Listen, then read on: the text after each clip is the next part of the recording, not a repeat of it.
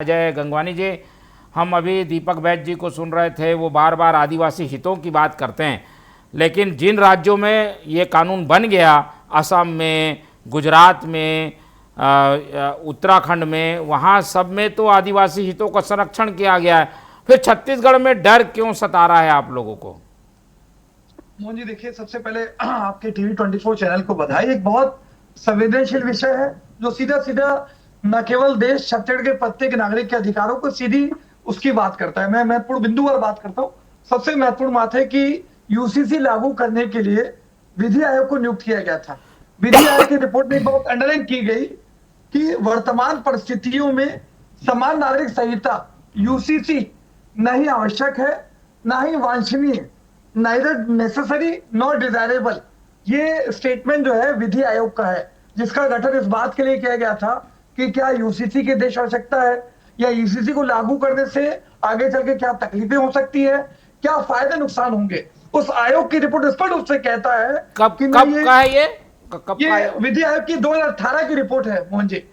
अभी भी आप उसको गूगल करके सर्च कर सकते हैं। दूसरी महत्वपूर्ण बात है, कांग्रेस पार्टी को आपत्ति क्यों है, इसकी 4 महत्वपूर्ण कारण है। सबसे महत्वपूर्ण बात है, देश का आर्टिकल 25 जो प्रत्येक नागरिक को धार्मिक स्वतंत्रता का अधिकार देता है।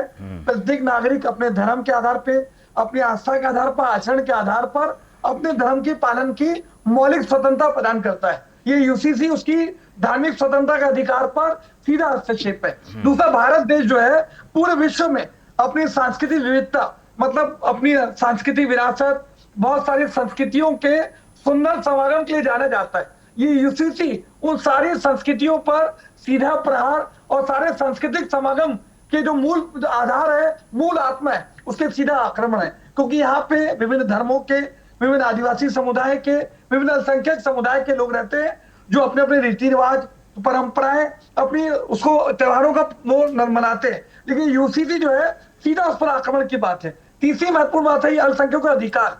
कहीं ना कहीं जो अल्पसंख्यकों के पर्सनल लॉ है, आज ऑलरेडी देश में चाहे विवाह हो, तलाक हो, उत्तराधिकार हो और एकाधिकार, ऐसे बहुत सारे लाखों मामले कोर्ट ऑलरेडी पेंडिंग चल रहे हैं। यूसीसी लागू होने के बाद इसमें कॉम्प्लिकेशन बढ़ेगा। चौथी और आखिरी महत्वपूर्ण बात है, अगर मैं छत्तीसगढ़ की बात कर रहा हूं, यहाँ पेशा कानून लागू है, 5 अनुसूची के क्षेत्र है, 32% जनसंख्या आदिवासी है। यहाँ पे राज्य की संरक्षित जनजातियां हैं, बैगा, कमार, पहाड़ी, कोरवा, बिरार, अबुनमाड़ी, ऐसी सारी जातियां जो राष्ट्रपति के दत्तक पुत्र माने जाते हैं।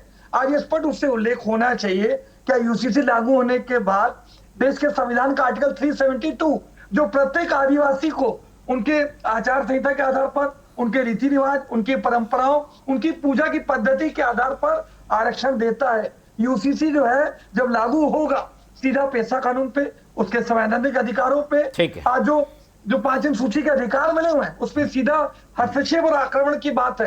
तो ये कहीं ना कहीं आदिवासी हित की बात नहीं, लेकिन ऐसा उदाहरण अब तक ऐसा कोई दिखा नहीं है कि इसमें ऐसा प्रावधान आ जाए कि आदिवासी हित प्रभावित हो जाए। एक आखिरी महत्वपूर्ण बात मैं अंडरलाइन कर रहा हूँ आपके चैनल पे, जस्टिस रंजना प्रकाश देसाई, इसकी अध्यक्षता में एक कमेटी बनाई गई है, 5 सदस्यीय कमेटी। इसके आदिवासियों के अधिकार सीधा प्रभावित हो रहे हैं। क्या ये बेहतर नहीं होता कि 5 सदस्यीय कमेटी में किसी आदिवासी सदस्य को शामिल किया गया होता, जो आदिवासी हितों के, उनके संवैधानिक संरक्षण का ईमानदारी पूर्वक प्रयास करता। किसी भी आदिवासी समुदाय के किसी सदस्य को शामिल नहीं किया गया। यहाँ मेरे भाजपा के प्रवक्ता बता दे, जब विधि आयोग की रिपोर्ट कह रही है कि इसकी आवश्यकता नहीं है, तो क्यों भारतीय जनता पार्टी बांटने और काटने की राजनीति के चलते, राजनीतिक ध्रुवीकरण के चलते, राजनीतिक फायदा उठाने के लिए इसको लागू करने का दुष्प्रयास कर रही है।